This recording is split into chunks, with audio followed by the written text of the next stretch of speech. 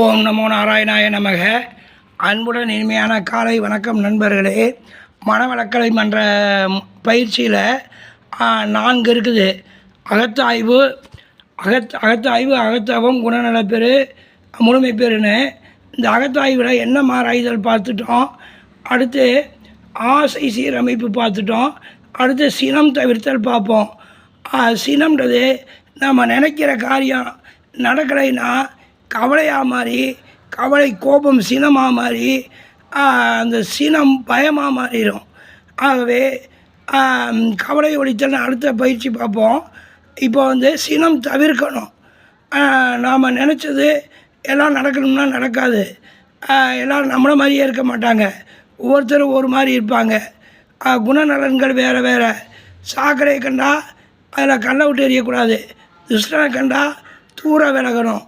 அதனால் குடியாரை ஒருத்தர் வம்புடுத்துட்டு இருப்பான், அவன் பக்கத்தில் இருந்தோம்னா ஒதுங்கிடணும். சக ஊழியர் ஒருத்தர் வம்புடுத்துட்டு இருப்பார், நம்ம வேலையை விட்டு டக்குன்னு போக முடியாது. அதனால் இருக்கிற வரைக்கும் அதிகம் பேச்சு கொடுக்காம ஒதுங்கி இருக்கணும். பேச்சை குறைச்சிக்கணும். பேச்சை குறைச்சோம்னா அவங்களுக்கு நம்மளோட தொடர்பு அத்து போகும்.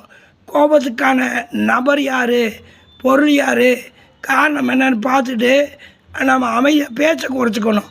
பேச்சை குறைச்சோம்னா அந்த சினம் தவிரும். பேச்சு கொடுத்தோம்னா தான் வம்பு வழக்கு. ஆகவே வம்பு வழக்கு இல்லாமல், கோபம் இல்லாமல் பண்ணிக்கணும். கோபம் வரத்தான் செய்யும். எல்லாம் ஏற்றத்தாழ்வுகள் இருக்கும். தண்ணியில் போட்ட கோடு மாதிரி இருக்கணும். ஸ்ரீராமருக்கும் கோபம் வரும், ஆனால் தண்ணியில் போட்ட கோடு மாதிரி. அது மாதிரி டக்குன்னு அதை விட்டுட்டு அந்த வட்டத்தை விட்டு வெளியே வரணும். கோபப்பட்டுக்கிட்டே இருந்தால் நம்ம உடலுக்கு தான் ஆரோக்கியம் கெடும், மனநிலை பாதிக்கப்படும். அவை சினம் தவிர்த்து வாழ்வோம் நண்பர்களே. கோபம் கொண்டவிடம் எமன் கொண்டு போவான் என்பார்கள். பொறுத்தார் பூமி ஆழ்வார், பொங்கினவர் காடாழ்வார். அது பொறுத்தார் தான் பூமி ஆழ்வார். பொறுமை, விடாமுயற்சி, தன்னம்பிக்கை, தைரியம், சகிப்புத்தன்மை. சகிச்சு போய்க்கணும். முடிஞ்ச வரைக்கும் அந்த இடத்த விட்டு எவ்வளோ சீக்கிரம் ஒதுங்கணுமோ ஒதுங்கிக்கணும். நலங்களோடு இருக்கணும். ஆகவே சினம் தவிர்த்து வாழ்வோம் நண்பர்களே. வாழ்த்துக்கள். வாழ்க வையகம், வாழ்க வளமுடன்.